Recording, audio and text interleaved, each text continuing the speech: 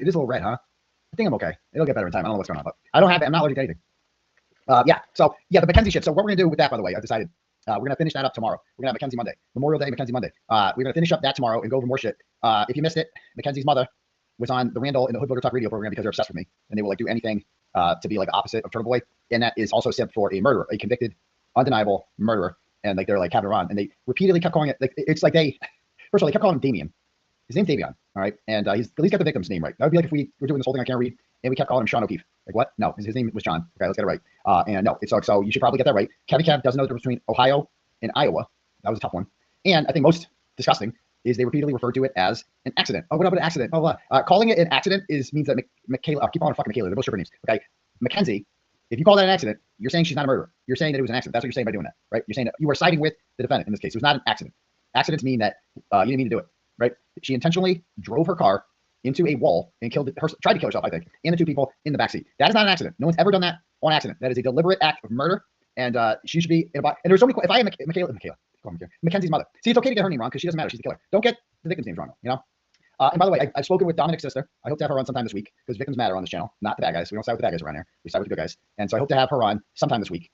I also hope to have on sometime in the near future, although not tonight, Mr. Lucky Lochran. I did briefly speak to him today because the kind of topic of the show tonight is the Lucky Lochran tape. And, you know, Lucky's a great guy. Lucky's the nicest guy in the world. This whole thing, this nonsense about me threatening Lucky Lochran is just such nonsense. And, like, again, Hank tried to get him on the stand to admit that he got, like, threatened by me and intimidated by me. And Lucky's like, no, I'm not a pussy. I'm not like these other guys that want to cry about shit. Like, no, I was just doing my job. You know, just doing my job. That's it. So, yeah, we hope to have her on. Then we hope to have Dominic's sister on. We hope to have Lucky on sometime in the near future. That would be cool. We're coming up on the 1-year anniversary of the not guilty times 3. All right. So we are coming up on that less than a month away. Can you believe that? It's been almost a year, man. It's been almost a year. And I have my own trial slated to begin in almost 6 months. So we have a motion to dismiss coming up on July 20th. We're going to argue the hell out of that. But we are fully prepared to, you know, go forward if necessary. I would love to have Davion's sister on as well. Davion has 2 sisters, I believe. I'd love to have either of them on. One of them especially was in the documentary and spoke at the sentencing. But I just have a lot of questions, man. And I'd love to have them on. And one thing I would have asked, what the hell did they not ask her? Like, there's so many questions. If you have Natalie Sharilla on your show and you're not asking her, like, bro, like, how are you not, like, you know, how are you not? And by the way, Lena also was contacting Lucky, and like it's like just leave Lucky alone, Lena. Relax, okay? But anyway, if you have Natalie Sharilla on there, how are you not asking him? Like, do you feel at all responsible for this because you didn't like parent at all? Like, do you feel at all, you know, responsible for this? Like your husband is giving her foot rubs constantly and warm milk because we gotta go over all the text messages with her dad that are coming up. There was one point where I'm like, how are they not asking this question right now? I forgot what it was. There's so many good questions they could have asked her, and they just didn't because JFK thinks he's a fucking he thinks he's like a psychologist now. Randall does. So Randall's up there, and I did him the favor of gracing him. You know, I appeared in his chat briefly, which I'm sure they're gonna fucking jerk off to for the next week and a half or like month and a half probably. You know, somebody famous actually showed up in their chat and, you know, made an appearance. So that was good. He had that, but, you know, I don't know. Like, I think it was disrespectful to have her on. Like, oh, he thinks he's like a shrink now. He's like, yo. Oh, yeah, we got this case, like Eddie O'Brien. Yo, check this out. And he was a juvenile, but like, is the juvenile mind really no? Because in Massachusetts, your juvenile, the brain doesn't function right. And like, what's up with that? And you can tell the mother just didn't understand the questioning. Like, the mother doesn't want to hear about like, oh, she did this because she's a juvenile and her brain's broken. The mother thinks she's not guilty. The mother says she's innocent. Like JFK's whole thing, Randall's whole thing was that, you know, she did it intentionally, but she fucked up because she's a juvenile. And the mother was just like, no, she's innocent. Actually, the whole thing's innocent. We're gonna prove it. And it's just absolute insanity. And Kevin Kev on there, like some of these questions that they were saying, they're like, yo, and they kept saying, yo, give our best to Mackenzie. God bless her. She'll be in our thoughts. What should be in your? I hope she rots. She's horrible. She killed 2 innocent people. She has zero remorse for it. Zero remorse for killing 2 people. Like that'd be like, oh, I'm thinking about Jennifer McCabe. Oh yeah, she's a great person. I'm thinking about her. Just insanity. So we'll get to that. Also this week, I'm going to West Virginia on Thursday, flying out. I think I might do Sex Cult Wednesday then because I'm gonna be on a plane Thursday night. We're going to West Virginia. We're going to do Timcast Friday. I'll be there. All right. And it's going to be fun. So check it out. Timcast on Friday. Yeah, looking forward to it, man. All right. Yeah, he gave his condolences. That's right. He gave his condolences. I saw that. He gave his condolences to Natalie for Dom. I mean, send Dom our condolences. What? They don't want to talk to her. They don't talk to her. You know, this is what I would have said. Like the mother was like, I hope that someday we get to talk to them. I hope that someday we get to, you know, I'd like to talk to them. Bitch, they don't want to talk to you. Fuck, they want to talk to you for. What I would have said if I was Randall, which I wouldn't be, because I'm not a loser. But if I was Randall, I would have said, you know that like they don't want to talk to you if you're out here saying she's innocent. They're not interested in a dialogue with you if you're here being like she's innocent. What is there to talk about? Maybe if she was like, okay, my daughter did this intentionally, obviously. We're not gonna. She needs to pay the price for this. We still love her, but we also love Dom, and we're so sorry that this happened. And you know, I mean, that's what I feel like. If I killed somebody, I don't think and I did it, like undeniably, I did it. I don't think my parents would be like, he's innocent. They would be like, yeah, he did it, and we're so sorry about the pain that he caused you. We still love him, but he did it. You know, but they're out like that. That's what I would say if I was Randall. I would just be like, so what do you? Oh, this is the question I would ask him. So you guys want to get Mackenzie out, right? Okay. So the appeals aren't going to work. She's not going to win any appeals. So you want her out of jail before she dies, right? Because the judge specifically said, I'm going to give you 15 to life, but I bet you it's going to be life. I bet you it's going to be life. She's like, I could just tell. She's like, she gave you the lesser sentence, 15 to life instead of 30 to life, because she knew. She's like, you're going to be in there for life. And what made him so confident of that? Well, she knows that she's never going to admit it. You can't get out. You can't get out on parole if you're not sorry. Have you ever seen Shawshank? Morgan Freeman admits he did it, and he goes in front of the parole board, and they still deny him parole every time, right? Until the last time we used his reverse psychology. He's like, you motherfuckers aren't going to let me out anyway, so go fuck yourselves. And then they let him out, and then he doesn't know what to do when he's out. But that's a different story. But oh no, he goes to Mexico. And they live happily ever after, and he becomes gay with Tim Robbins. It's awesome. Anyway, so like that's what I would ask her if I was Randall. I would say, okay, knowing that she can't get out unless she admits doing this, is she ever going to admit doing it, or is she prepared to die in jail knowing that she can't get out unless she says she did it and apologizes? What do you think? Well, like, that's the question. I mean, that's the question. Like, do they understand that she's not getting out unless she admits it? She's got to admit it. If you don't admit it, then you can't get out. Period. Parole is for people who are remorseful and want to make their lives better. And number one, remorseful. Like, you have to be remorseful, or you are not getting out. Period. Even then, some people were like, "Oh, as long as she has good behavior and shit, that doesn't matter." That's not the. If you're not remorseful, if you don't go in front of the parole board and say, "I was really immature at the time. I shouldn't have done it. I feel horrible. I live with this for the rest of my life. What I did. I think if I had a second chance at life, I could do some good things and start my own, my own YouTube channel or something, and counsel youth about how not to be a shitbag, something like that. I don't know. You can do that, but anyway, yeah. I mean, that is insane, Valerie. 100 miles an hour, no braking, no brakes. Like, that's suicide shit. Like, you'll never convince me it wasn't suicide. Some people say that, like, well, she turned the wheel at the last second to kill him. Bullshit. No fucking way. Would you do that? Do you think you could survive that if you were like driving 100 miles an hour into a wall and the last second you turn to the left to make sure the passenger side gets hit hard, but you don't? Would you do that? No, you wouldn't do that because you think you would die. Like, you would never expect to live that. So, thanks for asking about the arm. I got the shot today. I got the steroid shot today. So hopefully it's going away. It's been 6 weeks of this shit. It just needs to go away. We'll see what happens. But we got a lot to talk about tonight. On top of the lucky interview, so we're gonna do Mackenzie Monday tomorrow. Mackenzie Madness Monday is special tomorrow, and then probably tomorrow night, and then on Tuesday we'll do the regular show, and I hope to have. I'm gonna try to get Dom's sister on that night, and we'll see about that. Nothing's scheduled certainly yet, and then Wednesday we might have sexual. We'll see. But yeah. So any other announcements? Probably. I'll think it's more. Yeah, we got a lot to talk about because it's like people are crazy these days. Like so our old friend, very old friend, Manuel Gallagher has is like appearing on that homeless woman's page, the stripper there. Is it Lisa? Is that how you say it? Twisted Addictions. The person that talks about me like every episode on her entire show. Apparently Manuel went on her show. I just shot a screenshot. I can't watch that individual because it's too painful. But you hear about it, and you're like, oh my god. So Manuel is officially going on shows with people who say that Karen Read should be in jail for the rest of her life. So that's where we're at with that. So we start with Laura sends $10. Goes, I'm going to say this on behalf of Karen because she is too professional to say it. Fuck you, Cryford and BLT. You want to start with that? Let's get a little petty. Let's pull this up here.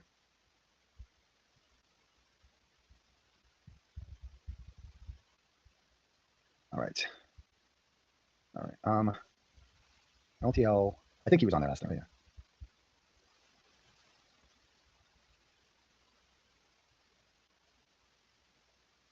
What? I go to his page and I'm like, this is what I see. She said, what? Oh, she said Bukkake. Why'd she say that? BLT. Let me see this guy. Oh, he's back to the toupee. Karen Read led into court in handcuffs. She pleaded not guilty to second degree. Thank you. Amen. Welcome, everybody. It's Saturday afternoon here, or Saturday evening here on the LTL Media Show. I want to thank everybody for coming in and hanging out. I get it. It's Memorial Day weekend. Everybody's out having fun. I'm going to tell you, around here, the weather's not too great. And I think that we're in for some rain and tomorrow and Monday. So, hey, what we're going to do, we'll hang on online for a little while here. After the show, I'm going to redirect you guys directly over to Young Jerks. Joining Mike from the Young Jerks. We're going to be going over the Lucky Lochran and Steve Scanlon interviews. So, the Lucky Lochran and Steve Scanlon. What are both of those involved? Oh, right, me. I was the one that interviewed both of them. It's like, these guys can't stop. They can't stop. So apparently, but first he wants to talk about Julie Albert saying Bukkake, which who named him Bukkake? Oh yeah, I did. What is? Yeah. I live at 7 Meadows weekend. And how long have you done this? 15 plus 20 years, about 20 years. And I'm John close to the Pop Street, and she's one of my meetings in 2021, like, calling up. What was it? You really just sat there and listened to Julie Albert's testimony? That's really a show? That's crazy. I want to pull up. Let me pull this up. Let's see. Cryford's gonna take it down. Watch it. He'll definitely take it down. He always takes it down. Young Jerks. Okay. Oh, members only. I'm not watching that gay shit. Okay, who the fuck would ever join? I'm not paying a dime for that shit. I got a copy of it over here. Let me pull it up. I got it on Twitch bot.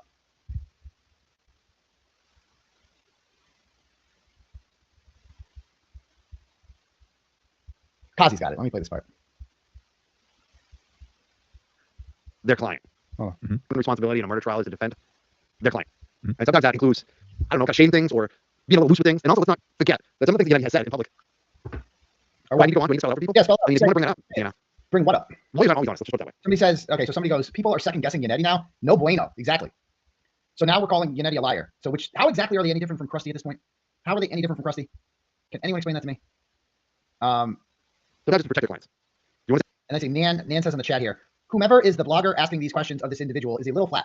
I don't really think there is a lot of journalistic talent there. Maybe another profession would suit him better. Says the bitch who only heard about the story from me, who was licking my taint the first time I met her and fangirled me and asked to take a picture and send me a picture of her and blah, blah, blah, blah, blah. Oh, she's also saying apparently, she's also spreading some nasty rumors about that night and just lying. For one, she claims that she has a video of that night that only she can authenticate if we want to put it into evidence. So that's not how it works, Daniel. So she did take a video that night of the window intimidation of me and the T-Rex arms, with me and the glare. And in that video, you hear the same exact audio that the other one picks up, the same exact thing. And that video helps, obviously, because it's like it has the same exact audio as the other one, and it shows that Tully lies to the grand jury about what it says. Tully lies to, when I was indicted, he had to lie about what I said. So he blatantly lies about what I said. Blatantly lies. Just doesn't give a fuck. Just lies. And Nan's video proves that, but so does the other video, which we already have too. So Nan seems to think I have to authenticate it. Bitch, no, you don't. You don't have to authenticate shit. You sent it to me. It's already been authenticated. I got it, bitch. The video's out there. We don't have to authenticate anything. And you're on video recording me. So it's clearly yours from that perspective. It's yours. And other people are like, oh my God, the video hurts him. That's why he hasn't come out yet. No, the video shows the same thing as the other ones. She also spread a pretty horrible lie, a rumor, she's like, and when Meredith went to the bathroom, Aiden was cozying up with another woman who was with us, and they were trying to hook up, and this and that. Okay, so the other woman is my friend, Lauren, all right, so let me get this straight, Manuel. Let me get this straight. You want the world to believe, that my girlfriend at the time goes to the bathroom, and then I take that opportunity to be like, oh yeah, let's make out. Let me hook up with this other girl in front of Nan, who I met for the first time that night, and I just kind of assume Nan's gonna be cool with this. And no, Nan, don't say shit. Don't be saying shit. Come on, stop it. I mean, they just want to be relevant. They're fucking losers. I mean, I don't know what they did all weekend. Probably just sat on Twitter. I had a nice Memorial Day weekend. I spent time. Obviously, I didn't do the show last night. You know why I didn't do the show last night? Because I have a social life. Sometimes I like to go out on a Saturday night. Went out Worcester, actually. Went out with a good friend of mine. And, we had a good time. And went to this bar called, I used to love back in my 20s. Breen's Cafe. The bomb. Love Breen's Cafe. Had a great time there. And, came home.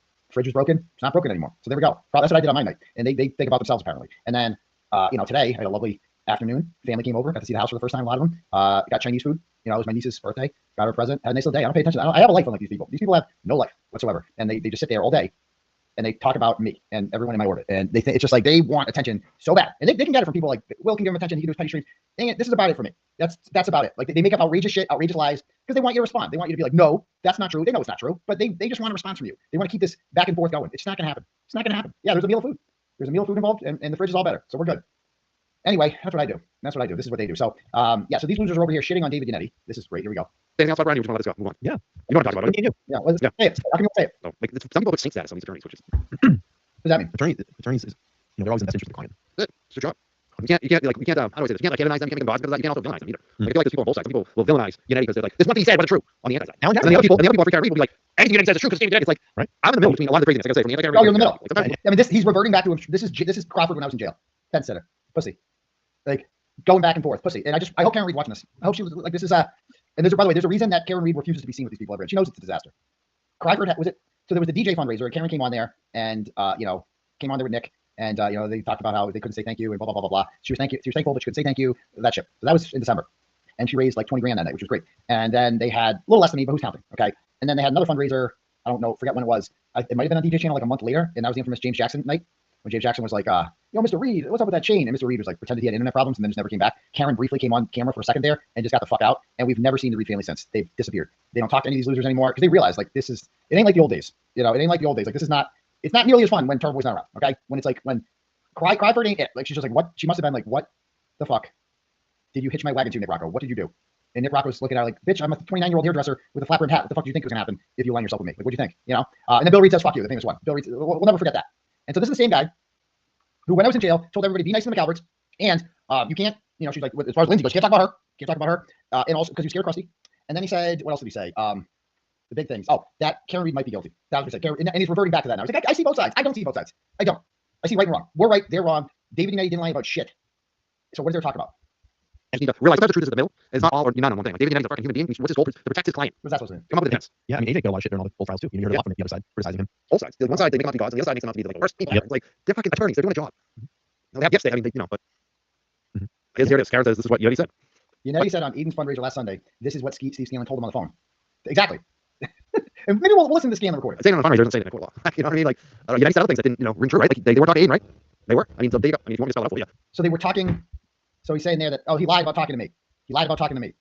So he's a liar? Who cares? Like these are talking points from Krusty Panties. That's whose talking points they've all adopted. Who cares? Go pick up dog shit. Like that's your job. Follow around a four-legged mammal as it defecates and then clean up after it. That's your job, bitch. Pick up shit. Because that's what you are. You're a shit picker upper, Mike. That's all you're ever gonna be. That is gonna be your contribution when you finally retire, whatever that means. Like, so what'd you do? You're like, well, I saved a lot of people from stepping in dog shit. That's my entire thing. I pick up the shit all the time. Pick up so much shit. Gallon. I could pick up so much dog shit it would fill up like an entire fucking basement or something like that. That's what I do. I pick up shit. Like sometimes right, let's just play more. I don't really want to talk about that anymore. That's the way it is. You have any idea what time you put the body up there? What? You have any idea what time you put the body up there? There you go. Anyway, I know. Albert, do you know what time Steve's body up there? You have any idea what time you put the body up there? There you go. What? There you go. What? Anyway, I know. Albert, do you know what time Steve's body up there? You have any idea? I don't know about. I don't know anything. Oh, you don't? Okay. I thought that was a different thing. Wait, no, yeah, I didn't know the guy. I don't know. No, he's telling me a little. I don't know. He was not going to travel. I told you that. Believe me, I don't know. Okay. All right. All right. Well, thanks for your time. All right. Yeah. Keep up the good work. Oh, thanks. Thanks. All right, here we go. It's not you. Keep it. I just No more gays office. Got it up number 4. Here it is. I think that's why they come that one. They're like, we can get the turtle boy. They knew someone was gonna laugh about it. Really a signal? I don't know. what? Oh man, this is fucking funny. This is fucking. That was funny actually. Oh, I know. I mean, you just have to laugh. That's what I'm doing. I just like, you know, George Carlin. Remember George Carlin talking about how you Like Mad Magazine. yeah, just like it's all laugh. It's just like, what are you gonna do? Yeah, This is the funny one. You guys are killing it, man. You guys are fucking killing it. Nobody's watching your show, but okay. Anyway, so there's them, and I'll play the whole Scanlan thing tonight. We'll play the Scanlan one and the Lucky one tonight. That's what we'll play. All right, next.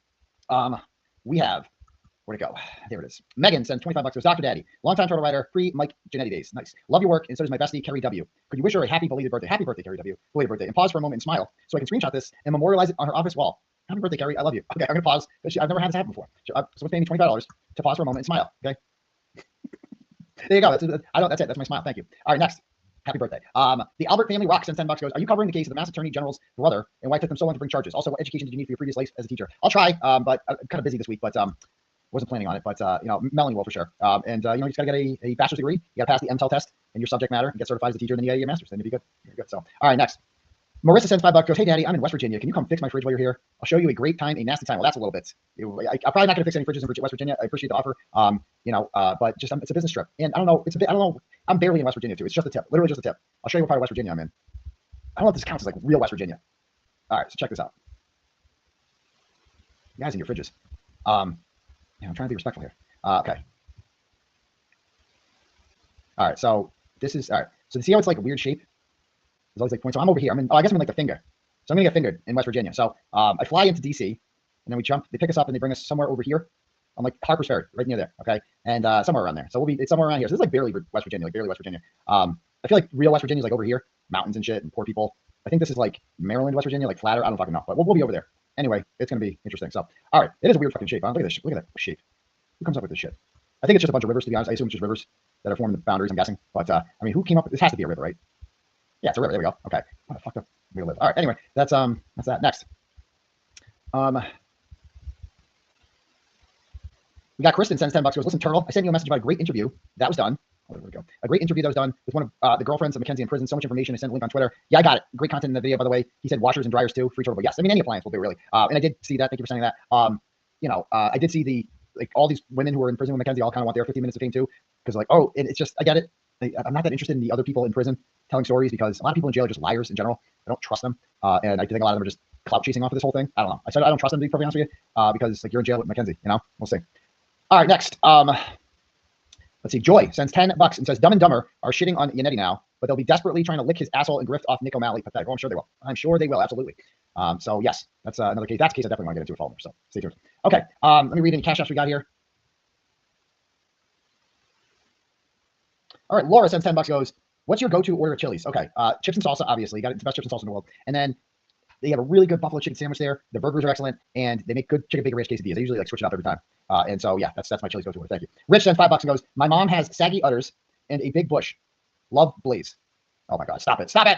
That's rude. That's rude. Dude, have you guys seen Nan's ex? Can we talk about that for a second? Does anyone have a picture of Nan with her new man, Steve, gay Steve, who challenged me to like meet up man to man? And I'm like, okay, cool. I definitely like to meet up with you. Please tell me where and when, sir. And then he just deactivated Twitter. But can someone send me a pic? I looked for it in my phone and I couldn't find it. Let me see if I got it. If you guys can send it to me on either Facebook or Twitter DM, you know which picture I'm talking about of Nan's new boyfriend, the cock, and the one that went on the Spaces and she pretended she didn't know him. Remember that one? If anyone has a picture of them, that'd be great. Send it over. Hold on, because I'm looking at Nan's ex-husband and I'm like, what? No way. And I'm telling you, Nan is one of the few people I've ever seen in life who is better looking fat, like much better looking fat. Let's see if I got this. See if it's in my inbox yet. Did someone send it yet? Come on. Send it to my inbox. I'm going to check my Twitter inbox. Send it to my Twitter inbox if you guys got it. Yeah, so check this out. This is Nan's ex. Thank you.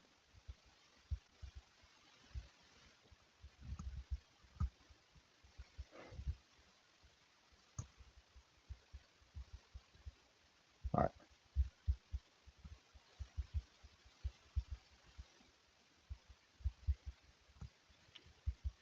Look at this guy.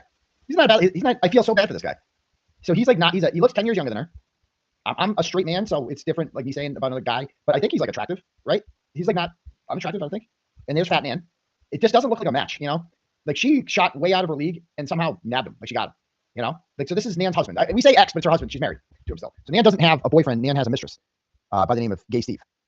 And there they are with their dog. Remember, Nan was going to abandon them all and move to Norfolk County for Twitter clout. Like that's what her plan was. And here's Fat Nan. I mean, she looked better when she was fat. Don't you guys think? She looks jolly there, doesn't she? She looks jolly.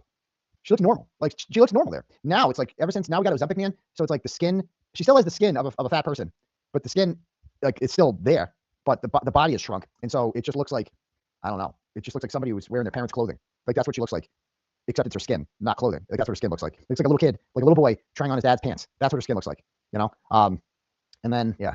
I mean, look at that. He's way too good for Nan. This poor guy. The shit he's probably seen. This Scott Peterson looking mofo. Look at him. That's mean. Okay, but no, but so I don't know if anyone has. Let's check my Twitter inbox. Let's see. Oh, okay, yeah, we got it. I think some people are sending it. Got it. So like, I just want to remember that. Like, look at this. Hold on. I just want to compare and contrast this. Okay.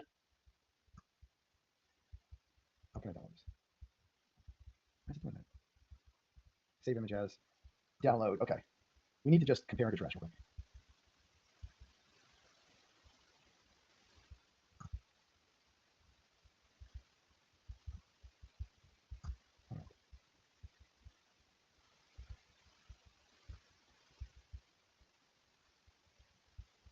All right, so she went from this. All right, she went from this to this. What is the point? I mean, where does she look better? She looks better here. She looks happier here. You know, she might have a few more pounds, but she looks authentic. She looks happy with her life. She has a nice, handsome husband. They're golfing. And then Nan loses all that weight. And this happens. This is her new life. That's her new life. Again, what is the point of not being fat, of like losing all that weight and then going from this to this, this to this?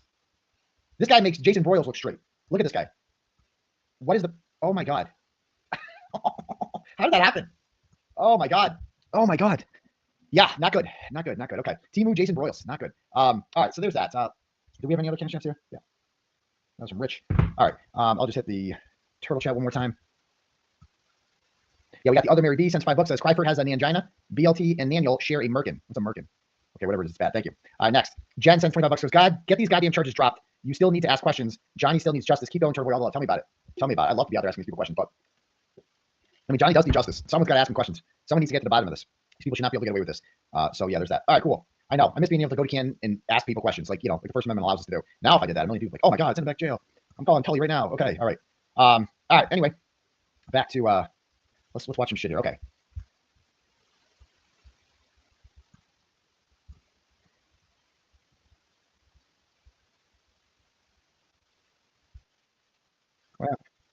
What? All right. So let me pull up. He's got the Steve Scanlon call. Apparently he did a FOIA on this and he thinks it's like some news. Like, bro, the Antis have had the Steve Scanlon call for a long time. So this is me on a recorded phone call with Steve Scanlon. I'm not admitting to shit. They tried to grand jury me for this. If you guys read one of our mega motion to dismiss, Steve Scanlon is called in front of the grand jury and asked if he knew that I was recording him. And they tried to indict me for wiretapping with him. He was called before all the McAlberts. And then, so they have the entire first day, November 28, 2023, of the grand jury.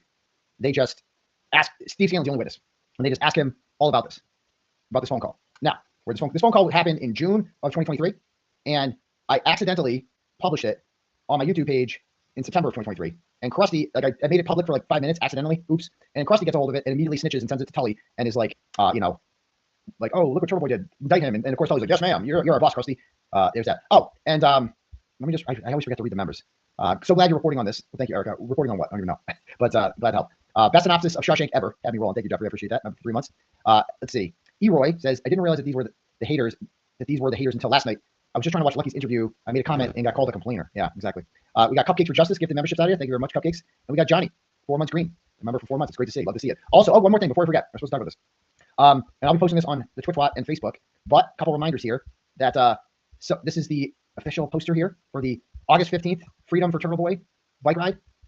Supporting Aiden Carnes Legal Defense Squad, Ride for Turtle Boy, Stand Up, Speak Out, Ride Free, They Can't Silence Us All. Live music by Wise Guys, Get Ready to Rock, Fighting for Justice, Defending Free Speech. $25 for a rider, $15 per passenger, 10 to walk in. It starts at the Marlboro Moose Lodge on Pittsburgh Street in Marlboro. Registration, it starts at 11. Kickstands up at 12 on Saturday, August 15th, hosted by the crew. You can call Linda for more information on that. But and also on August 3rd, we got the Turtle Boy Ride, the Turtle Rider Cup, the second annual Turtle Rider.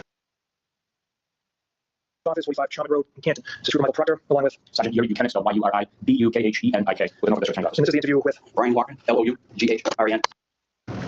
Okay. When we start with the night of the 29th, whatever you can recall, to the best of your recollection, we work and kind of just walk us What through do you mean? what time you called out and just everything you can recall this morning. We were called out at 2:30 in the morning. I believe it was roughly 2:30 in the morning. I arrived at the barn at 2:15. I was in my truck. I went down, proceeded to Seacrest to the very end, all the way back out to Denver Street, back down to Seacrest, left onto Fairview, up to Fairview, back onto Chapman, down to Spring Lane, and then back up Fairview. Repeat it again. In the barn, what is that? Where's it located? It's 160 Bolivar Street, Canton, Mass. It's kind of shop. Yes. So you got there at 2:15. Do you immediately go, or did you kind of get the trucks ready? How did that kind of process take work? Most of the trucks have been done before, so once we get there, So the timeline is important here. The timeline is very important. This is August, I believe, 9th or 10th of 2023. 2 millionaires can't cover up. Part 93. I wrote this on vacation, by the way. Before we listen to this interview, let's do a little background. The background's important. So I first started writing. I found out about Lucky Loughren. You see the text messages. They've been released with Natalie. They're out there. And Karen was like, tell him to think about who would see a body out there. She's like, we have an eyewitness who drove by and said there's no body there. And I'm like, who's the eyewitness? And she's through Natalie. She's telling me, tell him to think about it. And I'm like, I don't want to do guessing games. Can you just fucking tell me who was there? You've seen the text messages. Like the antis all put them out there. Like, oh, see, he didn't believe her. It's like, no, I just wish you would just get to the fucking point. I don't like riddles. Just tell me. And so eventually she told me that we have a plow driver from that night who drove by. His name is Lucky Loughren. And this is what she told me. She goes, our private investigator spoke with him in February of 2022. And we wanted to speak with him. David Yannetti was like, we knew, he talked about this on the interview with me. He's like, we knew that somebody must have plowed the road and we wanted to find out who. And their official story was nobody plowed the road. And that didn't make any sense to us. And so we wanted to find out. And so our private investigator found out that it was a guy by the name of Lucky Loughren. And so Paul Mikowski interviews him. And he tells Paul Mikowski, hey, yeah, you know, the whole Lucky story. I drove down the road once at 2:30. There's no body there. I tried to come back half an hour later. I can't because there's a Ford Edge parked right there. 3 members of the Albert family own a Ford Edge. And, you know, so this is good stuff, obviously. That's like completely exculpatory. Can't read. To me, I always thought that was the strongest piece of evidence, maybe after the ARCA experts. To me, that's the strongest piece of evidence that his body was put there by the Alberts. Because you got a Ford Edge park right there. There's no body there, and then a Ford Edge appears, and then there's a body. Okay? So that is a really, really, really solid piece of evidence that this was a conspiracy to cover up a murder, and that they hadn't put the body out there yet. And that the Ford Edge was being used to either hide, they were going to put the body out there, and they were using the Ford Edge to prevent a plow. I mean, it prevented the plow from coming down the street. So that's great. So that's a really, really good data point, a good piece of evidence right there. So anyway, you know, then they wanted Lucky to sign something, and they were going to meet with him again. And Lucky ghosted him. She disappeared. And they believe that the McAlberts got to Lucky, and we're like, don't talk. And it's like a wall of silence at camp. I'm like, don't talk. And I heard from people too that Lucky was told, don't talk, don't cooperate with the defense. And to me, that it's like anybody doing that is part of this cover up, as far as I'm concerned. And so when I found out about this, I'm like, so Lucky would not have been able to be called as a witness in the second trial. He would have been as useless as Steve Scanlon, you know? And so I'm like, I was so sick of this shit. I was so sick of the McAlberts scaring all these people. Because the McAlberts clearly scared Scanlon. He's scared shitless of Brian Albert being known to be involved in helping the defense. Like, nobody wanted to help the defense, even though they knew Karen Reed was framed, because they were scared of the McAlberts. And they say I'm intimidating witnesses. You have these witnesses who are afraid to come forward, who are afraid to talk because they're scared of the McAlberts. Because the McAlberts run that town and everyone knows it. And so I reached out to Lucky in June of 2023. And he said, I'm not talking about this.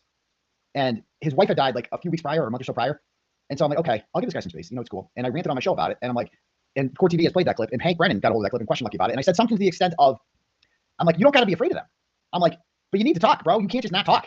Like, if you're going to cover this shit up, go fuck yourself. Like, I was under the impression that Lucky was like covering for the McAlberts. That was the impression that I got from, you know, the fact that he ghosted Yannetti. He gave him all this information and then he refused to it. And mark my words, if I had not spoken with Lucky and made him feel comfortable, I don't think he would have testified at the trial. I don't.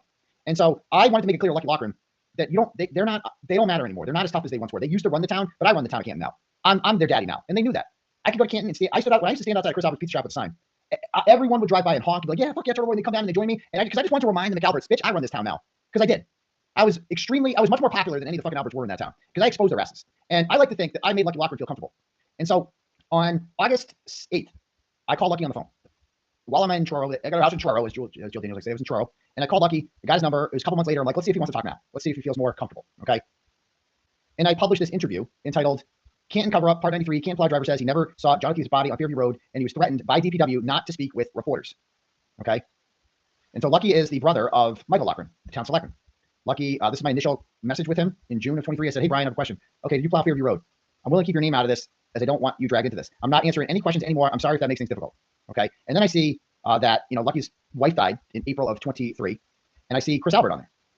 Okay. And Chris Albert's like offering to help out the family and shit like that. And I'm like, why is he doing this? And then I see down here, Jill Daniels is, you know, she knew, let's see, I love the photo of Jillian Daniels. This is his widow, I believe.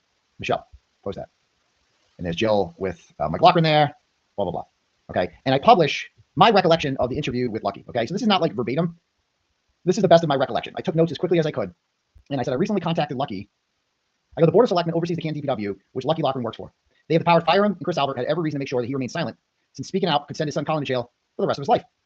So, yeah. I mean, Chris Albert on the Board of Selectmen, ultimately, he's in charge of the DPW, ultimately. He controls their funding. And so if a DPW employee like Lucky Lochran were to start like helping the defense, which is adversarial to Chris Albert because they believe that Colin Albert was involved in the murder of John O'Keefe, that's a conflict, right?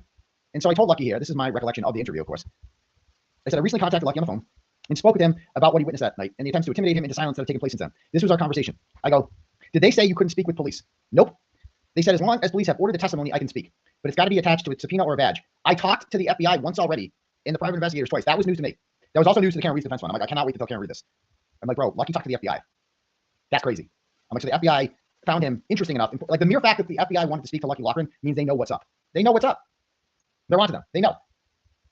I go, did you sign anything with the private investigators? And he goes, there was no affidavit, but they were given the route, how I did the route, when I did the route, and when I go and plow that route. They took me to Fairview, and I showed them what I did from Dedham Street to Cedar Crest to Fairview. Did you tell them that you went by the house, there was no body? Yes. What time did you go by? Somewhere around 2:30. The FBI says they have GPS at 2:30 going by the house. So according to Lucky, the FBI told them that, at least according to my recollection of this. I go, the trucks have GPS in them, and they were working? Yes. Because I think they said the truck's GPS were not working. I just know that the trucks all have GPS in them. Okay. When did you last speak to the FBI? About a week after my wife passed away. I'm sorry about your wife, by the way. I appreciate that. I go, did you happen to see any cars parked in front of the house? There was one. I go, was it Brian's Albert's Ford Edge by any chance? No. It was a Ford Edge, but it wasn't Brian's. I go, I wasn't trying to attack you in that blog, but what happened in that house is so messed up. Not only is an innocent person being blamed for this, but John O'Keefe will never get justice as long as this continues. He says, right. I go, you have the power. The fact that you went by there at 2:30 and didn't see a body is game over. Did you ever speak with Michael Proctor? Did he ever interview you? No. And this is the big thing. Okay. Suppose, you know how I know that they don't think there was a body on the lawn there? Because if they thought there was a body on the lawn and they knew that a plow driver went by there, right? He would be a perfect witness for them because he would have seen the body, right? Because they don't have that's a problem for the police. They don't have a single witness who will testify that there was a body on the lawn. Not one. They have all these people driving by and they all have their own reasons for not looking and seeing a body. Peanut butter sandwiches, blobs, Caitlin annoying Tristan. None of them saw a body. So if they truly believed that Karen Reed hit John O'Keefe with her car at 12:30 and that his body was lying there at 2:30 and a plow went by at 2:30, Lucky Lochran is their guy. Lucky Lochran is the witness. Finally, someone who wasn't distracted with peanut butter sandwiches, someone who's dead sober, someone who can help us put this woman in jail. If they really believed it, if they really believed a body was on the lawn at 2:30, Lucky Lochran would be the most important witness for the prosecution. They knew he plowed that road. They knew it. And they didn't even try to track him down. They made zero attempts to find him. And I knew the whole time this thing was a cover-up ever since April 18, 2023. It really started hitting me around this time where I was like, oh, wow, they are going to go down there. This is crazy. This was the biggest piece for me, the fact that they didn't want to speak to Lucky Lochran. They had no interest in him whatsoever. Why? Because he was going to tell them the truth. They knew what Lucky was going to say. They knew there was no body on that lawn. The last thing they want is an eyewitness who confirms that. They can't have that. So not speaking to Lucky Lochran was a choice. It was a conscientious choice on their part. That's how I know these people are covering this shit up. But it really gets bad in the interview. So I write about this. And he goes, so the fact that Proctor never spoke with them, it's like, bro, give me a break. When they reached out to you and said not to talk, did they put that in writing? Yes. Do you have the copy of that email? I do not. It was printed out and placed on our break room table. So Lucky told me that the DPW sent out a memo at the DPW headquarters on Boulevard Street and said, don't talk to the press, which to me is like, what? Why are you trying to cover this up? And remember, I went down there, I interviewed Michael Trotta, I interviewed Billy Walsh. They kind of gave me the runaround, but they confirmed that Lucky did plow the roads that day, which is contrary to Michael Proctor's interview. Michael Trotta is his boss, Lucky Lochran's boss. He runs the DPW. He testified in the first trial. Michael Trotta told me on video, and you can check it out on Rumble and on YouTube. Michael Trotta told me that Lucky plowed the road that night. But with Michael Proctor's interview of Michael Trotta tells him Lucky didn't plow the road that night. So Michael Proctor's report lied. He lied about what Michael Trotta said. And and it said, don't speak with Turtle Boy. What it said was, if Turtle Boy or someone from Turtle Boy comes up to us on the road, we are to give you our names, and the comment is to be no comment. If you come and ask, we can give our names, but the only thing we can say is no comment. Are you cooperating with Karen Reed's lawyers? I have not met with them. I've only met with the PI and the FBI. If they reached out to you, would you talk to them? That would have to be. I appreciate your time. Not a problem. Thank you. You're welcome. So this gets published. Part 93 gets published on August 8th. Okay. Later on August 8th, I published part 94.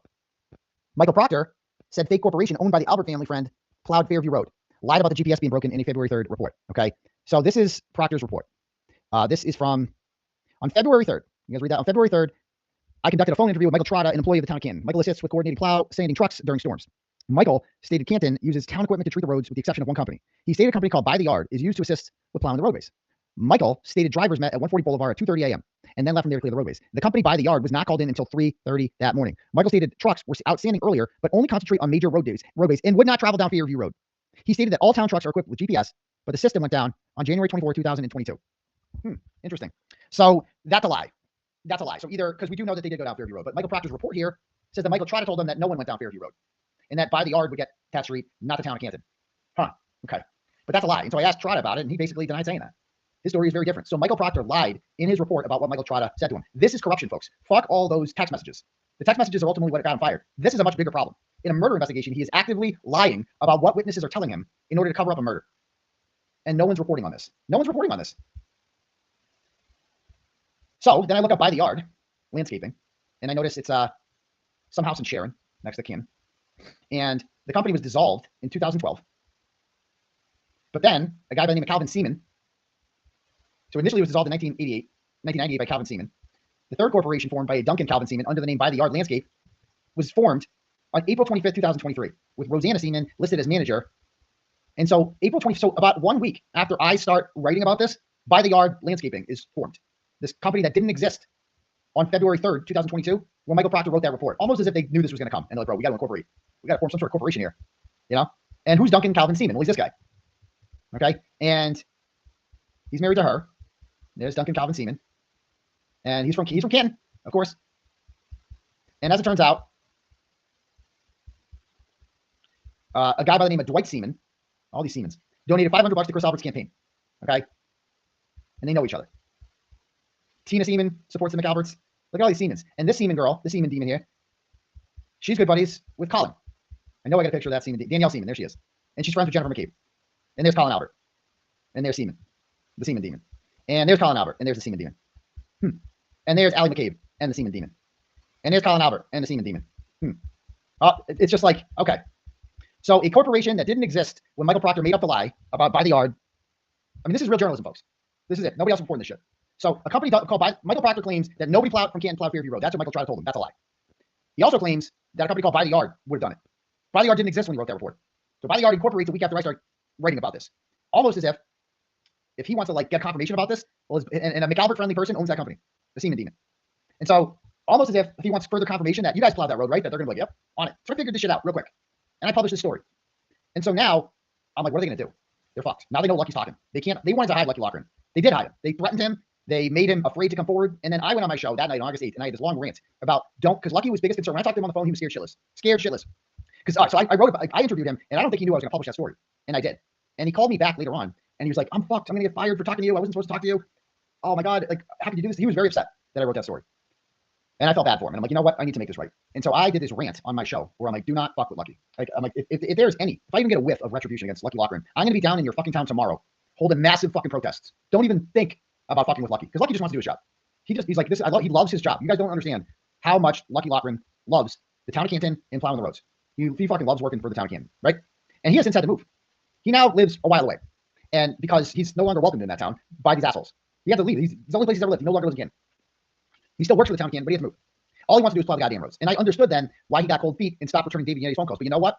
Me going on there and being like, don't fuck with Lucky. If you fuck with, like, we have Lucky's back now. If you fuck with Lucky, you're fucking with all of us. I made it clear. It's not going to happen on our watch. You're not going to fuck with this guy, right? We're done being bullied by you pieces of shit. We're done being intimidated by you. That's why it's so laughable that they filed witness intimidation charges against me. They've been intimidating everyone. And finally, someone came along, me, and stood up to them. And they're like, you're intimidating us. That's the truth of it all. And I can't fucking wait to explain that to Robert Cosgrove on the stand, under oath, if he's stupid enough to bring this to trial with me. And I'm going to explain to a jury who's been doing the intimidating around here. And it ain't me. All right. And so now, like, Lucky felt very comfortable. Like, I swear to God, he did not talk. Karen Reed, when I told her that I talked to Lucky Lochran, she's like, what? What? We haven't been able to reach him in over a year. He completely fucking ghosted us. And then all of a sudden, he feels comfortable because fucking daddy came and made him feel safe. Right. And it's just like, no. You don't run Canton. I run Canton now. Okay. These motherfuckers own a fucking pizza shop no one wants to go to. Right. I'm the mayor now. Right. Our candidates for select board are the ones who are winning elections, not yours. We run this shit now. Get the fuck out of here. You're out. You're out. So that's what happens. And so I published this story, and I'm like, they're fucked. When I wrote this story, they're fucked. How are they going to deal with this? And then I was driving back from the Cape, and I got a call, and somebody told me that that Bukaki and Proctor were seen at the DPW headquarters that day interviewing Lucky. We have since gotten text messages in Discovery in which Bukaki says in the messages something to the effect of, what do you say? Oh, he sends a link to the article about Lucky, and he's like, he is such a liar. He goes, we did not interview Lucky at DPW headquarters. We interviewed him at the DA's office. That's it. Who gives a fuck where you interviewed him? Like, this is what I mean. They take my reporting and then they find one minor error that doesn't matter. What the fuck does it matter where you interviewed Lucky Lochran? The fact of the matter is, I wrote about it and then you interviewed him. The only reason you interviewed him is because I interviewed him first and published it. And you guys had no choice. They had no choice. They had to speak with him. They couldn't ignore that. They couldn't pretend they didn't see that. They had to talk to him. And I'm like, And instead of like, they don't dispute anything that I publish, but they're like, well, can you believe this guy? He said that we interviewed him in place A, but really it was place B. That's it. That's their attempt to discredit me. If he got one thing wrong, he must have gotten everything wrong. Nope. That's not what happened. So anyway, then they go down there and they interview him. And I've seen the transcript of this, but I haven't heard it. It actually sounds worse when you hear it. And let's listen to this shit. And it boggles my mind because it's like listening to these guys, because they have their shirts and ties on. They love putting on, Bukaki and Proctor love to wear shirts and ties and like their little boat shoes there, because they feel like when they do that, they're like above other troopers. We're not like regular troopers. We're detectives. We get to wear skinny jeans here, crotch huggers, and put our shirts and ties on and like act like we're real detectives. This interview, it's so funny because they try to act like they're like real detectives. It's so bad. It's so bad. And so we're gonna listen to it now. The interview of Lucky Locker. I believe this is either August 9th or August 10th. Remember, this interview is in direct response to my reporting. They had been avoiding this guy. They knew he existed. They knew he was a problem. They were hoping I didn't find him. They knew that Karen Reed's private investigator had found him, but they thought that they had successfully kept Lucky from speaking out anymore. Okay, until I came along and made that impossible. This is why I'm such a threat to them. Is because I'm fucking finding Lucky and shit. We know our roots was getting to go, basically. And to the best of your recollection, if you describe the weather conditions at like 2:30 a.m. and beyond that time while you were plowing and sanding. 2:30 It was fucking snowing, dumbass. These guys with the snow. Proctor, could you please tell us the weather? Bitch, you know the weather. It was snowing, not heavy, probably about 2. I'm a fucking plow driver. The fuck do you think I'm doing? It's snowing. Why else would I be driving a plow if it wasn't snowing, dumbass? Inches on the ground. It was on the ground. It progressively got worse during the night, probably being the worst around 4:30ish. It wasn't even. Time, but it was really snowing at that point. And And that route you just described to us, was that your assignment for that evening? yeah, that's pretty much every snowstorm that's my route. And it's just constant kind of move that? They fall lower Cedar Crest, so it's everything from Kings Road to Chapman Street. Now, are you driving a town truck or is it a subcontractor's vehicle you are operating? Who gives a fuck? I mean, listen to these questions they ask them. It's like, it's so funny. Listen to these two losers act like they're real cops. Like they really are trying to act like real cops. They're not like this. They are fake cops. They might have guns and badges and shit. These are like guys cosplaying as police. They just get off on the fact that they're called detective and they get to call themselves detectives. I mean, I've never heard stupider questions than the one they ask them. Who gives a fuck where the truck came from? Who get to the fucking point? I'm operating a town vehicle. The town DPW vehicle. Correct. What kind of vehicle? It's a truck. It's an international. Listen, It's a 6-wheel dump. 6-wheel meaning 4 in the back, single axle, and 2 in the front. Correct. This motherfucker is asking how many axles there are. What is it, the Oregon Trail? What do you mean? How many axles you got? Who gives a fuck, bro? We're talking about a murder, and you're up here talking about wheels and axles. No, you sanding consultant as well? Or just plow? Just plow. Was there anybody else with you? You partnered up with another truck, the two of you plowing the same roadway in each direction, or how does that work? Were you guys selling that entire facility? The subcontractors were called in at 3:30 in the morning. But you knew that. Is it a subcontract? But you knew that because Proctor put it in his report that by the yard was called in at 3:30, didn't you? Do they have the same routes? It depends. Bill uses makes, he'll give me a minimum of one subcontractor. I can have as much as 2. Depending if another subcontractor isn't there for a bigger route, more important route, he'll take one of mine and just leave me with just one I subcontractor. mean, that would be bad for Proctor too. Suppose there was a subcontractor that came through and also plowed Fairview Road. That's another witness who didn't see a body. Another witness. That's what I thought about that afterwards. I'm like, why does Proctor want? That's actually bad news for Proctor. Like, they should want the least amount of people that drive on Fairview, the better. Because none of them saw a body because they know there's no body there. So in addition to you, a subcontractor will be assigned to essentially help you out in your side area? Do you recall the subcontractor that night? The belief I had, it was by yard landscape, and I can't honestly remember if I had a second one. And what time roughly did they arrive? With that area, it being January, is there like a parking ban effect with snowstorm coming into the town camp? Do you know? Yes, there's always a parking ban from November 1 to April. And what does the parking ban mean in your understanding? My understanding, as long as it doesn't interfere with the He knows what he's getting at here. He's trying to be like, well, if there's a parking ban, shouldn't you have called the cops if you saw a car there? That's what he's trying to get at here. removal of snow, that's fine. If it is hindering the removal of snow, then we call them. They either please go down, not going to go down with it, or they'll just vote. This is the moment I knew they were really, really corrupt. And they were going to cover this up no matter fucking what. This was it. I knew they were corrupt before. I knew they were covering up a murder before. I knew it. I knew they were covering for Brian Albert because Brian Albert was involved in a murder. Let me be very clear about that, Christopher Matai, because I know you can watch this and clip this motherfucker. Your boys, your clients, they're suing me. They were involved in covering up a murder. And I can't wait to pants you in court if you're retarded enough to bring me to trial. I can't wait. These people think they're going to sue me and be like, now he's going to stop. No. Now's when I double down. Now's when we double down, motherfucker. Yeah. And I just raised almost 90 grand the other day and we can do it again. Because I'm going to make you a villain, Christopher Matai. I don't know if you know what you signed up for. You signed up to defend cop killers. That's what you did. And we don't take too kindly to cop killers around here, do we? That hasn't changed. Nothing's fucking changed. When I went to the Billerica lacrosse game in June of 2023 and I called him a cop killer, I was right. And I'm still right today. And your fucking joke, because that's what it is, a joke of a lawsuit, doesn't fucking scare me. You don't scare me. None of you motherfuckers scare me. I have an army of people behind me who want the truth. And they know that I am the vessel to the truth. And they know that you're trying to take me down because you don't want the truth out there. And they're not going to let that happen. Because alone, I could not do this. I could not do this alone. I couldn't afford to do this alone. But all these people out there, they're not going to let me do this alone. So I ain't Alex Jones. I don't make shit up. I can back up and document everything that I say. And you probably don't even know what this is. You probably just saw like, oh, the headlines, like, and somebody came to you and it's like, yo, you're great, Chris. This Turtle Boy guy, he's a real problem. He's got a big mouth. You got to shut him up. And you're like, okay, I'm Christopher fucking Matai. I charge $1,500 an hour. I'll fucking scare the shit out of him. Motherfucker, I don't scare. You don't scare me, bitch. You don't fucking scare me. And I know I scare your clients. They're so scared of me. I don't want to hurt their feelings. So when I say that I've said this before, that they're more scared of me than I am of them. That's not in the I'm going to kick your ass kind of way. It's in that fact that I am fucking relentless and I bring facts and evidence and I expose wrongdoing and I expose people. That's what they're afraid of. They're afraid of me exposing the truth. They are fucking petrified of that, boy. And they're going to get ready, Christopher Matai, motherfucker. I'm so happy that you signed up to be my play toy for the next however many years. After I pants Robert Cosgrove in my case and come out of that Suffolk County courthouse in whatever month this is, either having this dismissed or being acquitted, and I'm going to fucking be a champion. I'm going to have the biggest dick energy you've ever seen after I'm acquitted. It is, oh my God, it's going to get bad. It's going to get bad. You are going to be so sick of me by then. The momentum I'm going to have from that, the confidence I'm going to have from that acquittal.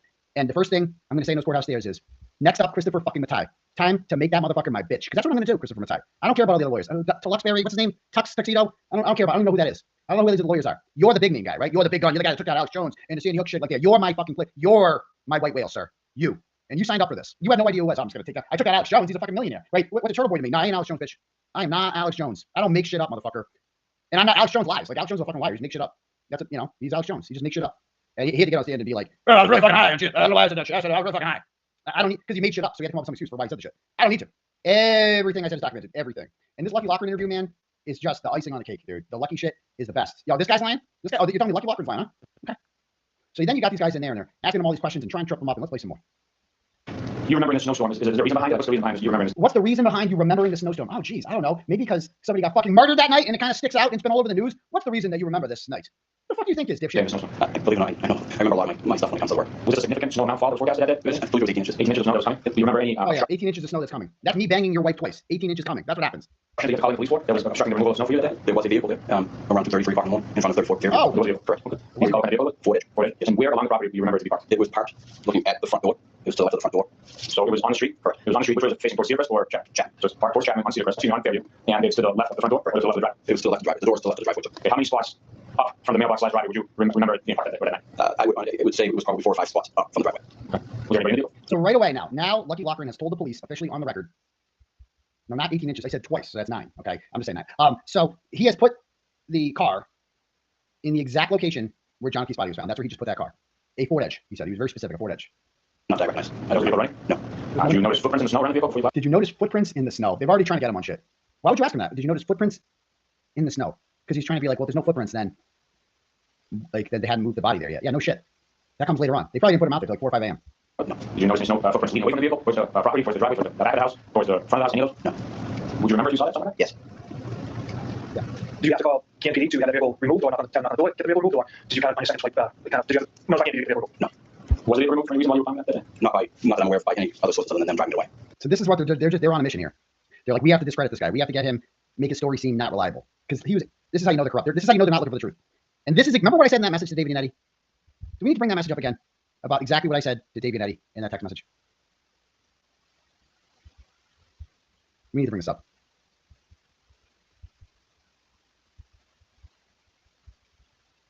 So this is September 9th, 2023. Sorry about that, Alexis. September 9th, 2023. At 12:04 p.m., I just randomly text David Yannetti. I'm mad about this. And I'm like, you know, this is 1 month of the day after Bukkake and them interview Lucky Lochran. And he said, imagine a police officer is shot in cold blood and the last vehicle seen where his body was found was a Ford Edge. Just imagine that. Like, because that's what just happened.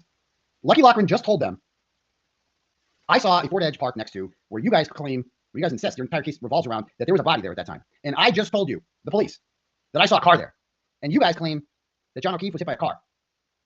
So don't you want to find out who's driving that fucking car? I'm not saying that they murdered John O'Keefe, the people inside that car. If they this is how I know they don't think there was a body there. Because if they truly thought that there was a body there, Lucky Lochran just told them that a vehicle was right next to the dead body. Parked. So why aren't they looking for the driver of this? I go, and this is not just some bum on the street. This is a cop. John's a cop. Cops treat dead cops differently than they do dead civilians. It's true. There's different rules when it comes to murdered cops. They're going to find you. They're not going to put up with this shit. They're going to get you. So it says here, because I look back and I remember Ron Tarantino. When Ron Tarantino's Killer Where He's on Ron was out there, bro, it was everything shut down. Everything shut down 10 years ago. Everything shut down. Well, they looked for Ron Tarantino's killers. And they got him. Everybody, they pulled out all the stops. So now you're like, oh shit, a Ford Edge was parked there. If these were legit cops who were not corrupt, this new piece of information would be like, holy fuck, forget about Cameron Reed. We need to find out who's driving this fucking car. We need to talk to them. What did they see? Like, what did they do? I go, there would be an all points bulletin looking for information on whoever was driving that car. They would have a list of every person in Canton who owns one. They'd be pulling surveillance videos all over town looking for footage of a Ford Edge that time. They find a plate and identify them within a day or two. Yet, when 2 state police detectives found out this information, their immediate response, as we're going to see, was to pursue a wiretapping angle. This is right when the transcript of this interview we're listening to came out. I'm like, bro, they're talking about Turtle Boy. Was to pursue a wiretapping angle against someone called Turtle Boy. It has been 1 month since they spoke with him. I wonder how much they've invested time into finding out who was driving that Ford Edge.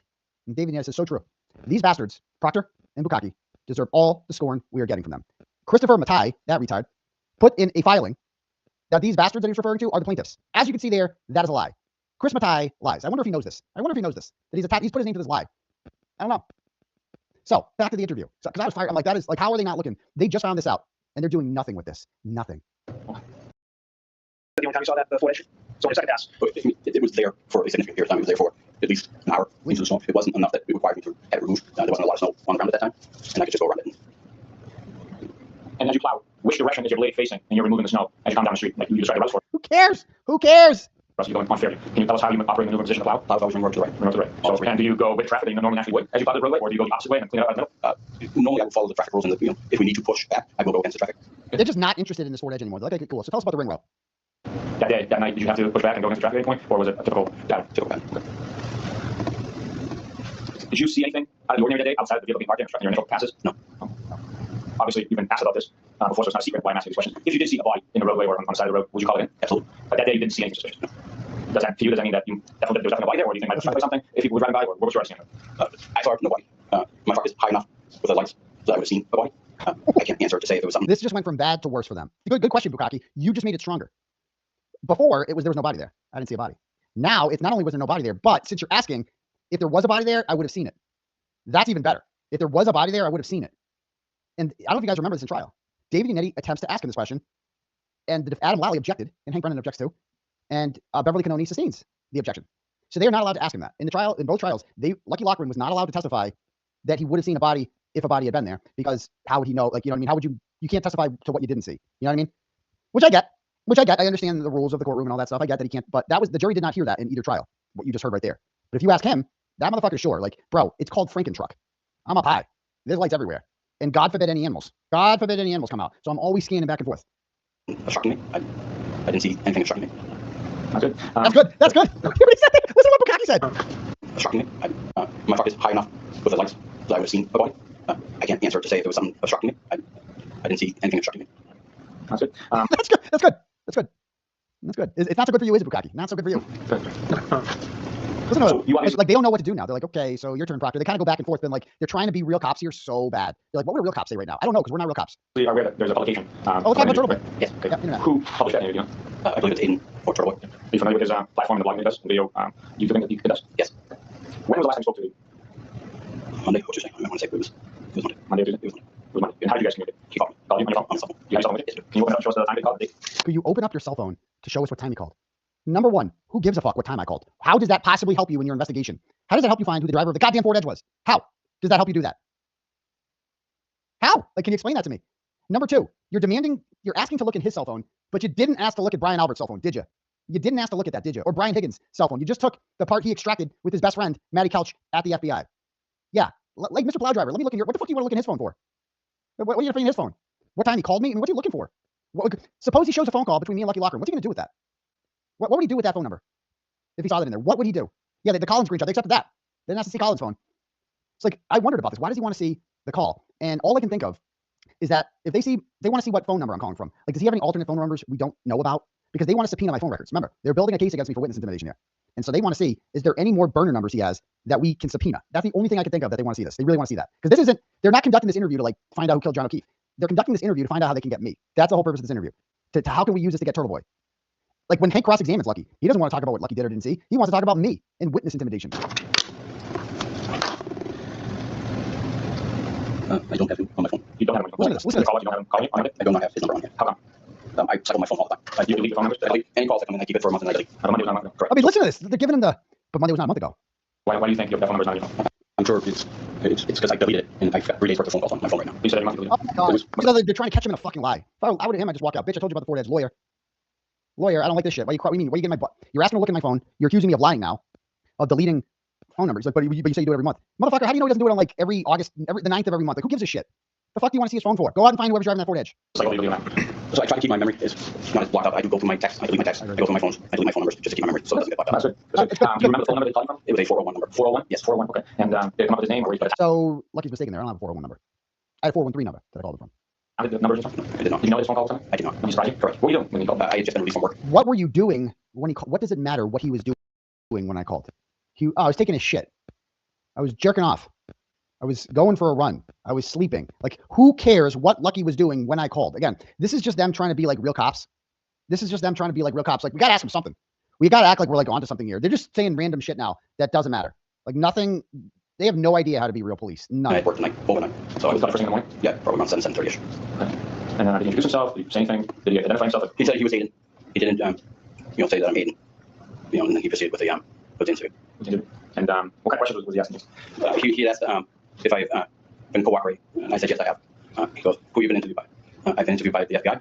I've been interviewed by Karen Reed's special investigative reporters or private detectives, and those two were the ones that wanted to see the room. It was the private investigators. So the private investigators wanted to see the room and drove you around. Correct. The FBI didn't drive you around, like he said. Right. Oh my God, the FBI didn't drive you around, like he said. See what he's getting at here? We got to go to part 94. Part 93. Did I actually say that? Did I say that Lucky told me the FBI drove him around? I want to go back and read that.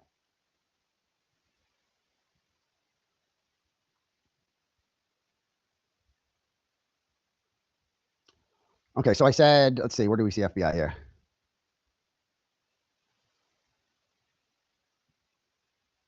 I go, did you sign anything with the private investigators? No, but I did the route with them. He goes, the FBI says they have GPS. I go, the trucks have GPS in them, they're working? Yes. I think they said that GPS were not working. Just know that the trucks have GPS. I go, when did you speak to the FBI? A week after my wife passed away. So that's recently he spoke with the FBI. Sorry about your wife. Did you happen to see any cars parked in front of the house? Nowhere in this interview, nowhere, look at this.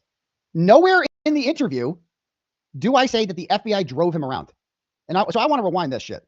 I just picked up on that. Nowhere in the interview do I say that the FBI drove him around. Let me play it again. I've been interviewed by. I've been interviewed by the FBI. I've been interviewed by Karen Reed's special investigative reporters or private detectives, and those two were the ones that wanted to see the room. It was the private investigators. So the private investigators wanted to see the room and drove you around. Right. The FBI didn't drive you around, like he said. Right. Like he said, the FBI didn't drive you around. Like he said, this lying fucking piece of shit. Go back and read the article, Bukaki. Why you lying? Why you lying, bitch? Huh? Why you lying, Bukaki? Why you always lying? I want one more time. It was the private investigators. So the private investigators wanted to see the room and drove you around. Right. The FBI didn't drive you around, like he said. Right. Like he said. I never said that. I never once said the FBI, not in the article, at least. If I said it on a show, maybe they can bring that clip up. I'm sure Julie Carpenter will have it tomorrow if I did. But in the interview, I never claimed that Lucky said that. I never, ever claimed that, ever. So why is Bukaki lying? Because what he's trying to do here is find one inaccuracy and be like, everything's fake. Oh, you got one detail wrong. Turtle Boy's entire reporting is discredited. He's looking for one, because he doesn't like what I reported. What I reported is not good for the cover-up. It's actually really bad for covering up a murder. Bukaki and Proctor are trying to cover up a murder and frame Cameron Reed because they don't like her. And they're like, this is really inconvenient. This is a problem. How can we make this problem go away? Oh, I know. We'll just get the plow driver to say that Turtle Boy's reporting is inaccurate. That's what they're trying to do.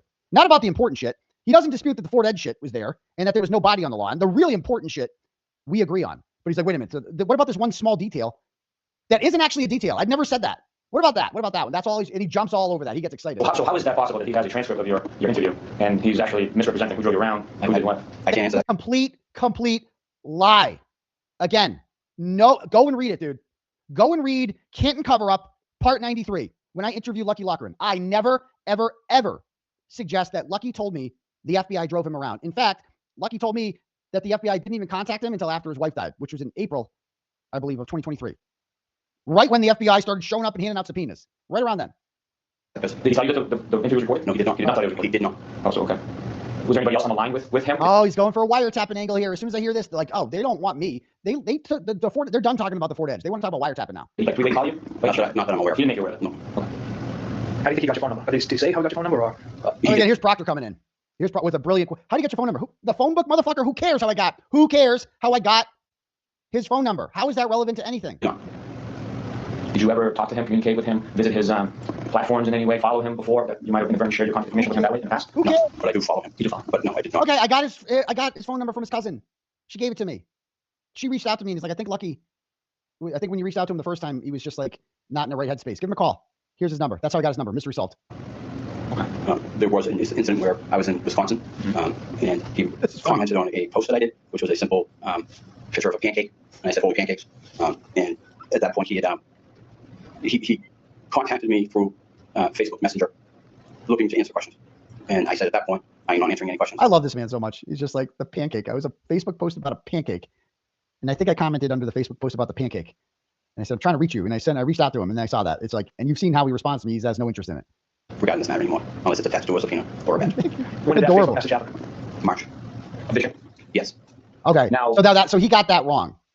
So he tells them in March of this year. And this is one thing he told me that like the Lena lady was like asking him about. I think she's trying to discredit him or something. And he's like, do you remember when? you reached out to me, and I'm like, yeah, it was in June of 2023. So he and I had a conversation today, and he wanted to make, because it's like, my reporting said that I reached out to him in June of 2023. Here he is saying March of 2023. I wasn't writing about the story yet in March of 2023, so obviously I wouldn't be reaching out to Lucky. So yes, Lucky got the date wrong. It was in June of 2023. So he shared, I have the printouts of his blogs here. He shared those screenshots on his publication of your conversation. Are those accurate based on, your knowledge? Are these accurate? I'm showing you the screenshot. It's your name from a Facebook Messenger here. Is that accurate? Yes. Cool. So it's a screen grab with Brian Lawson's name at the top, 13 to the left of his emoji icon profile picture with Sunday 2:22 p.m. at the top.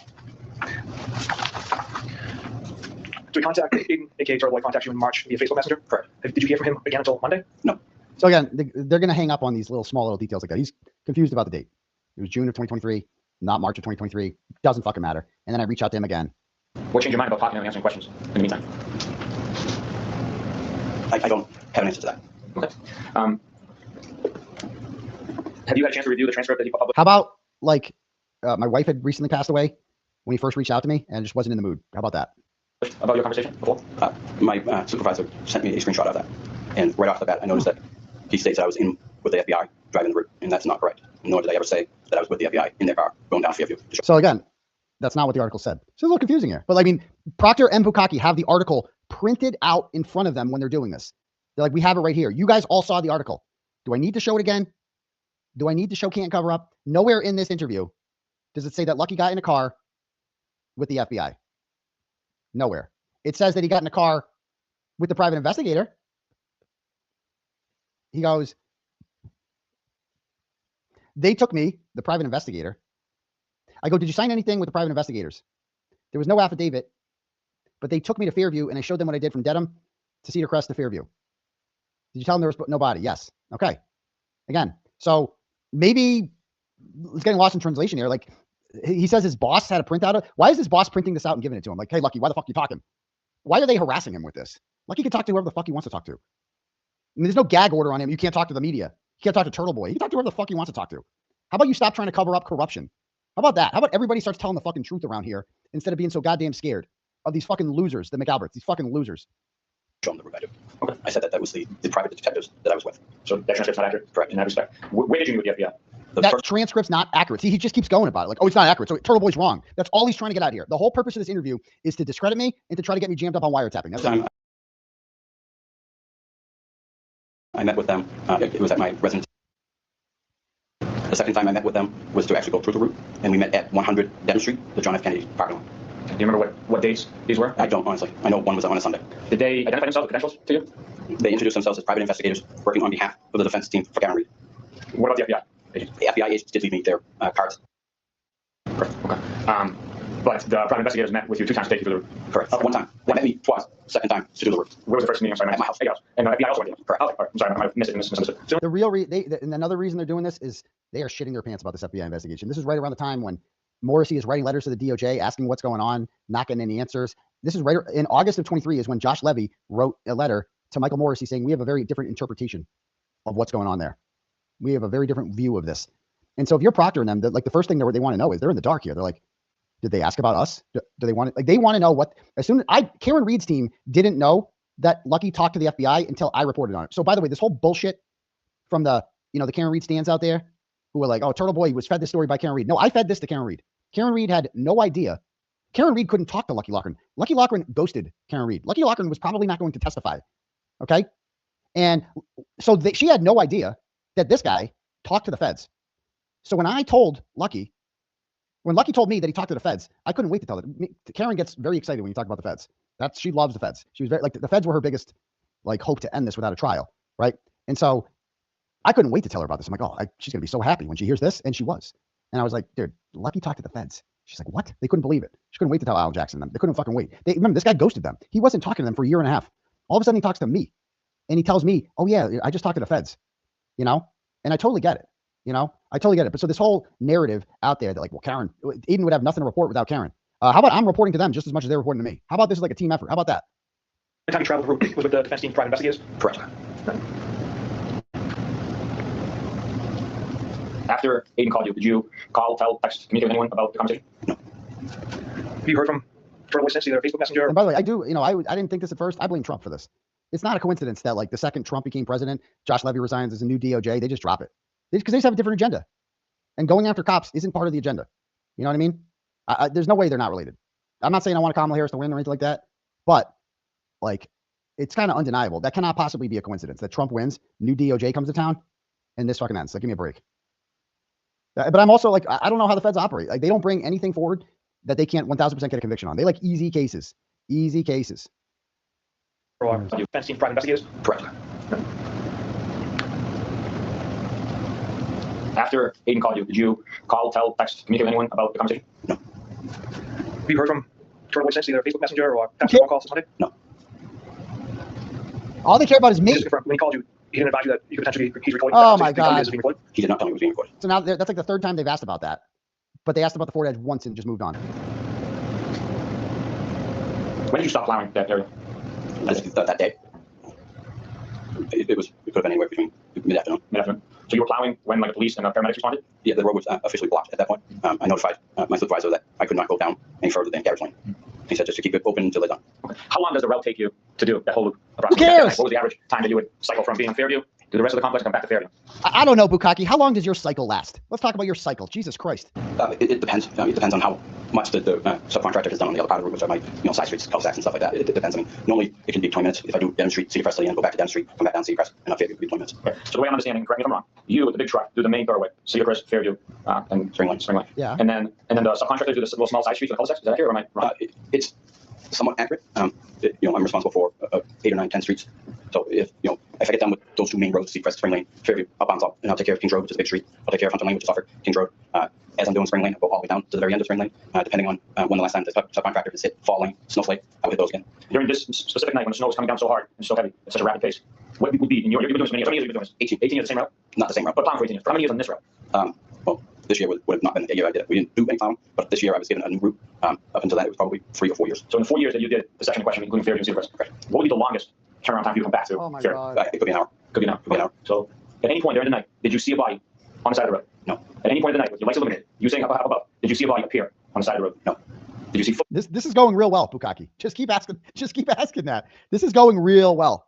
Another eyewitness who's, oh my God. footprints at any point during the night coming to and from the house, the driveway, other parts of the street, any property, tire tracks that would have been pulled up alongside where the body was found? No. At any point in the night, I know I'm repeating myself, it's important, okay, because you're a quick memory, and you're telling us in specific detail what you remember. Any point in part of the night, you see anybody bring a body up there, placing it on top of the snow, or digging up the snow and covering the body in the snow, disturbing the snow around the body. No, motherfucker. If I saw people coming out there and placing a fucking dead body on the lawn, I would have called you. I would have called the cops. Okay? I saw nothing except the Ford Edge. That's it. I mean, what does he get? What is the purpose of these questions? What is the purpose of this? I told you, I went by at 2:30, no body. I tried to go by 30, 45 minutes later.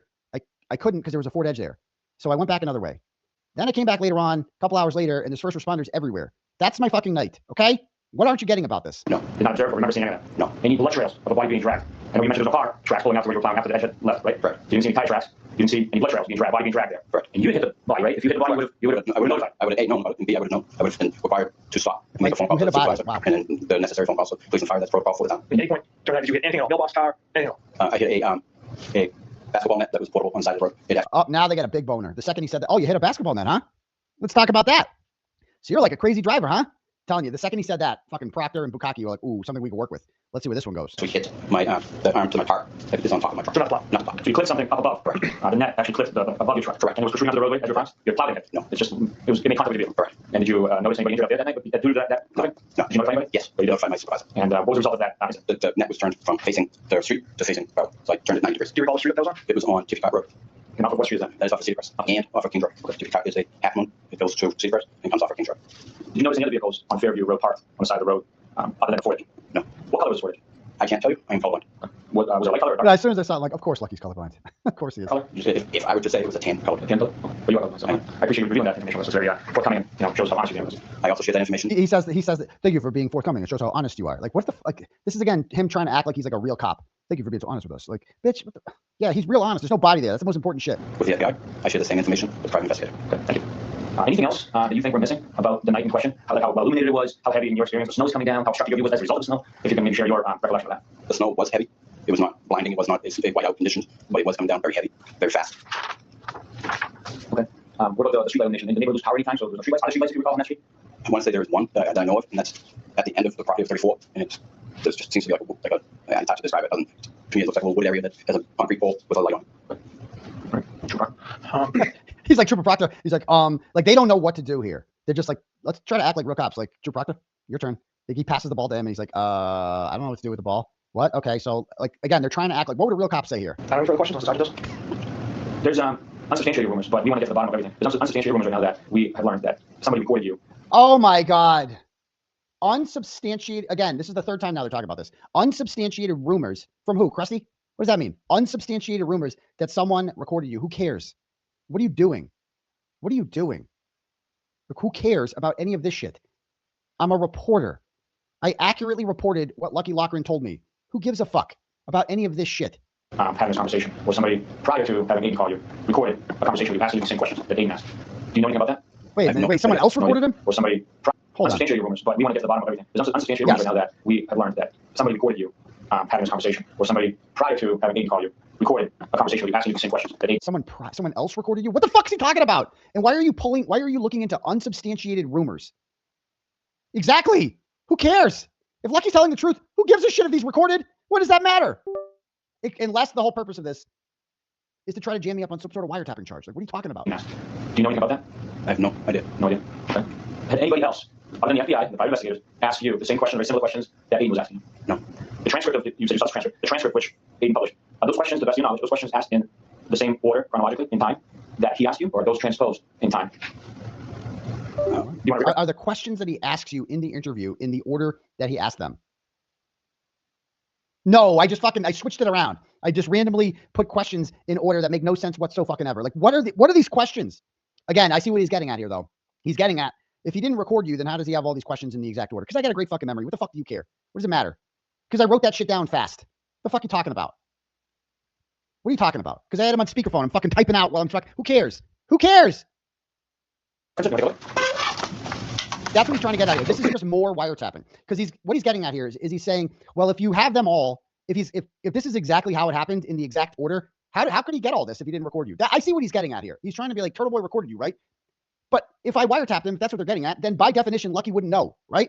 And you don't have a recording. So what are you even looking into? There's no fucking recording, dipshit. It was a 5-minute investigative piece. I'm sitting there typing it up as it fucking goes along, and that's it. That's it. It was a 5-minute phone call. Prime Monday, when Aiden called you, you spoke to no one before Monday that any of that similar questions? No. You can leave through the next several pages there. That's the part 93 of Aiden, also known as Turtle Boy's blog. Yeah, so they're reading part 93. Yep, that's the interview. Yep. He's reading it. Yep. Reading it. Yep. File discrepancies? These questions that he asked me, but I'm finding discrepancies already. File discrepancies? Yes. Well, first of all, if there's discrepancies in the questions, if he's saying that this is not exactly how it happened, wouldn't that prove there's no recording?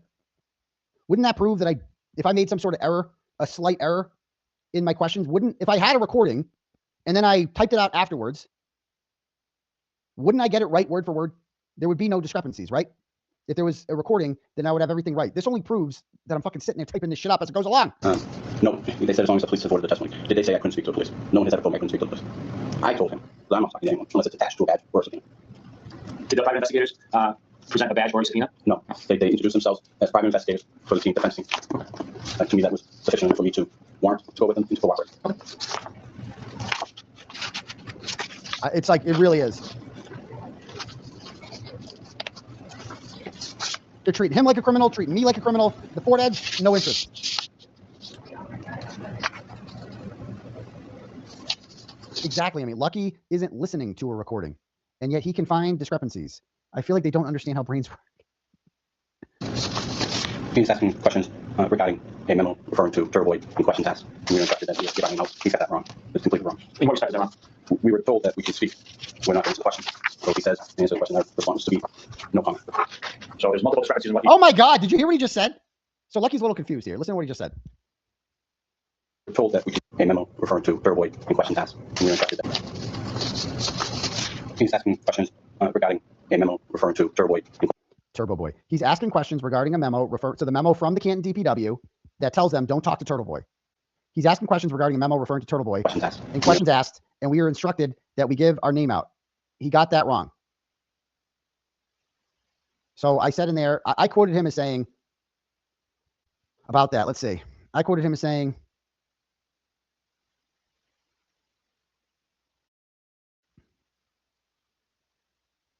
this is my quote from him. The memo said, if Turtle Boy or someone from Turtle Boy comes to us on the road, we are to give you our names, and the comment is to be no comment. If you come and ask, we can give you our names, but the only thing we can say is no comment. Lucky's discrepancy is that we were never told that we could give our names. That's the discrepancy. What the fuck does that change? What does that change? Suppose that was lost in translation. Suppose that one detail saying, well, actually, they never told us that we could say our names. They never told us that. What does that have to do with the fact that he just told you that there was no body on the front lawn and a Ford Edge was parked there? No. But no, listen to Bukaki. He pounces on that. He got that wrong. It's completely wrong. In what respect is that wrong? We were told that we could speak. We're not answer the question. So he says, answer the question. Our response is to be He says, we can speak and answer the question. So he says and answer the question. Our response is to be no comment. So there's multiple discrepancies in what he has written. So there's multiple discrepancies in what he's written. That's all Bukaki got out of it. So there's multiple discrepancies. So Turtle Boys, all he's trying to do here is illegitimize my reporting. That is the whole purpose of this. And what actually happened and what you answered when you answered the question. Correct. So what he said, so basically what he's saying here, so what you said, what he says you said wasn't necessarily what you said. Oh, so he could be wrong about the Ford Edge too. Huh? So you might not have said that. That's all. That's what he's getting at here. Is there anything that you shared with the private investigators that you think we should know about based on your conversation with them that is important to this investigation and get to the bottom of the truth? I have stated all along, for whatever reason, the only thing out of the ordinary that I saw the entire night was the Ford Edge. Okay. So the only thing out of the ordinary that night was the Ford Edge. You didn't see, even after the police arrived, you still had not seen the body. You said you were already on Fairview when you saw the police at the scene. Correct. But you still had not seen the body. Correct. Did you ever see the body out there while the police were on scene? No. How far away were you from where the body was found and where you were parked, looking towards the scene? How far away were you? When they originally stopped, I was on Cedar Crest trying to turn left onto Fairview. He was not able to. How the fuck could he see a body from Cedar Crest, dumbass, with first responders there and everything like that? How could he see a body from there? Like, oh, so you didn't see a body. So you didn't see a body there at 3 o'clock, but you also didn't see a body at 6 o'clock. And there definitely was a body there at 6 o'clock, right? So maybe you're just fucking blind. That's what they're getting at here. Oh my God. And what time of day was this? Early morning. I couldn't tell you. Was it daylight outside or was it still dark? It was still dark. Still dark. So before sunrise, before dawn. Correct. That is exactly it, Val. Lucky's interview was very simple. They're making it complicated. My interview with him lasted 5 minutes. It was really simple. Did you see a body there? No. Did you see a Ford Edge there? Yes. If there was a body there, would you have seen a body there? Yes. Did you tell anybody about this? Yeah, I told the private investigator in the FBI. Okay, that's it. There's nothing more to talk about. And these guys are just dragging this out. There's just, this is all they can do. They take a really simple, damning testimony and they just try to discredit it by turning it into a fucking popsicle headache. Okay. And from that, your vantage point, you didn't see the body. Correct. Did you ever see a vehicle on that street driving? Did you encounter any traveling vehicles on that street that morning?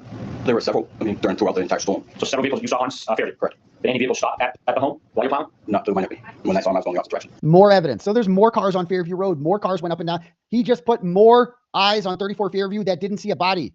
This is not going well for Bukaki. So I would say no. So just so I have it correct, you saw vehicles traveling on Fairview, but they were going the opposite direction. So you have no knowledge of them stopping in front of the Fairview, 34 Fairview. Correct. Do you recall the types of vehicles they were? I do not. Okay. When you stopped and were not able to take a left onto Fairview and Cedar Crest that early morning of the 29th of September, what were the weather conditions at that point? Snowing very heavily. Very heavily. When would you say the snow became very heavy?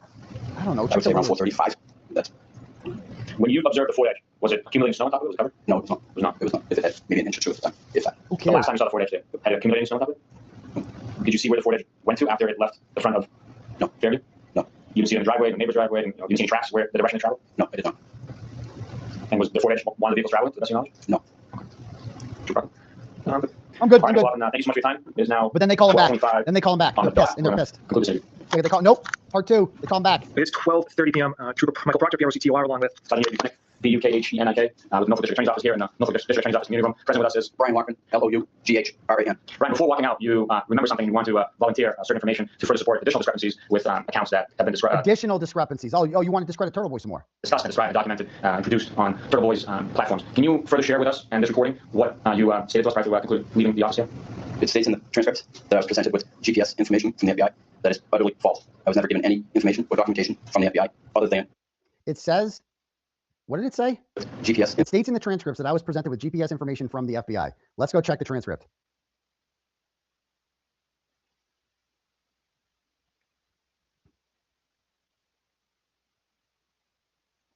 Turtle Boy, I think they've said the truck's GPS were not working.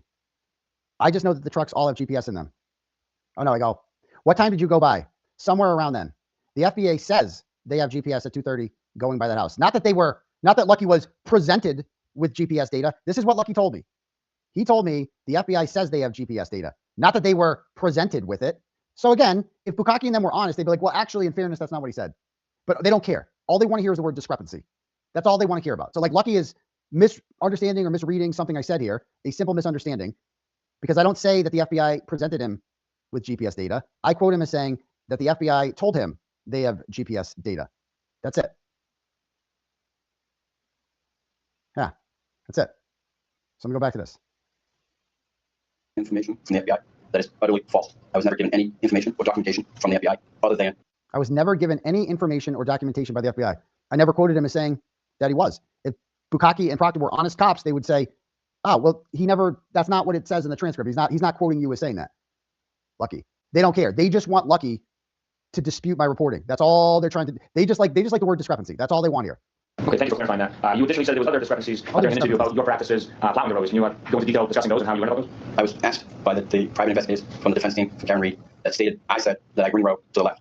I can't ring road to the left. I'm in the middle of the road. I would bury the other side of the road. Again, it's always ring road to the right. So when you discuss ring road, can you go into detail, like tell us about that? We're not in the business, so what is ring? Ring row means that the fucking snow goes to the right, not the left. That's all ring row means. And apparently Karen Reed's private investigator quoted him as saying I ring row left. And he's like, no, actually ring row right. Who gives a fuck, bro? There's no body there. That's the most important shit.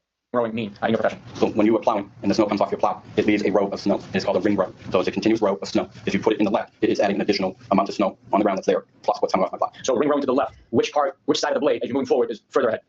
The right hand side. And ring rowing to the right, which part of the blade is ahead? The left side of the blade. Okay, thank you for that explanation. And you said they presented you with a... That was your watch, okay? I apologize. No, it's okay. So you said they presented you with the statement you said. Can you just walk us through how that whole thing transpired? Just to clarify, they being the defense team's private investigators. So we initially had an interview. My first interview with the defense team's private investigators. Did they allow you to record that interview like we're recording today? No. Okay. So it was just basically what they asked you, you responded, what they presented you as a fact, you respond to, verifying or denying that that's accurate? Correct. And See what they're getting at here? So they gave you leading questions. That's what he's getting at here. So they probably told you there was a Ford Edge there, and you were like, yes. They probably, like, I see exactly what he's doing here. He's saying, so they probably told you that there was a Ford Edge there, and that's why you said there was a Ford Edge there, right? They put that idea in your head. I see exactly what he's doing here. they presented you with a statement that they claimed you made. Correct. And what was that statement? They stated that I started the route on Fairview with my plow ring rowing to the left-hand side. And I said that's incorrect. Like he's like not disputing anything about the Ford Edge, but the ring row, Lucky's like Lucky plow, like Lucky knows plowing. He's like, it was ring row right, okay? And not ring row left. I want to be very clear about that. Ring road to the right to prevent additional snow from my plow going on top of whatever snow is on the ground, making the left-hand side of the road unpassable. So that's an incorrect statement, and you never did that. No. Of January 10th. No. All he's looking for is like just so they're incorrect. So they have discrepancies. That's all this is. And at the time of the 29th was the truck you were And operating. this is why all of this is so that Brian Tully could get up there and testify at the trial that he didn't follow up on this because Lucky was incredible. That was the whole purpose of this. Remember they asked, why didn't you look into the Ford Edge? We determined, and I'll pull up the Tully transcript later on. We determined that Lucky was incredible. That's all it is. Go to the GPS location information of the truck here. All town vehicles are GPS. I've been told, which is normally not something I would know, but I've been told that the GPS at the time of the snow were down, and they were down at the repeater, not at the trucks. So the system had a problem. Your individual truck is not an issue. And you learned this the night of, or did you learn that the GPS had been down for a while? I learned that the GPS was down about 2 weeks ago, and had no idea GPS was down. Okay. Is there anything else that you're remembering that you think would be important to share and clarify with us today? No. Go fuck Thank you very yourself. much. Thank you. And this concludes the follow-up questions. Mr. Loughlin, it is 12:36 p.m. I'll be right back. Hold on. I'll be right back. All right, thank you. You be seated. All right, next question.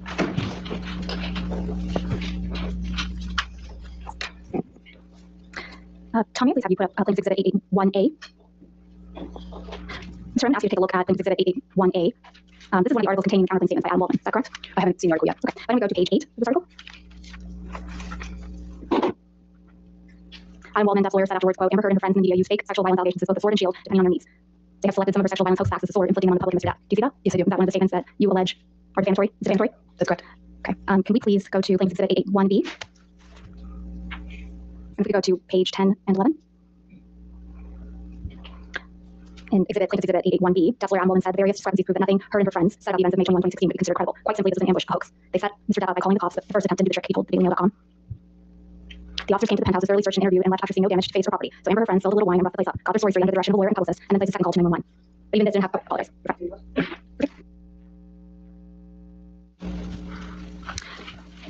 And if we could please pull up Plaintiff's Exhibit 881C. And go to page 11. This is another article, Ms. Heard, where you argue that Mr. Waldman's statements are defamatory, correct? I don't know if this is taken from the article because I can't see the article in full. It's page 11 of the article. Oh shit, Amber Heard came on? What the hell? All right. Enough of that. Hold on. All right, so got that out of my system. There's more shit we could talk about. The JFK interview. Tomorrow night we're gonna do a Manic Mackenzie Monday. So we'll do that tomorrow night. But let me read some turtle chats here. It's Memorial Day weekend, so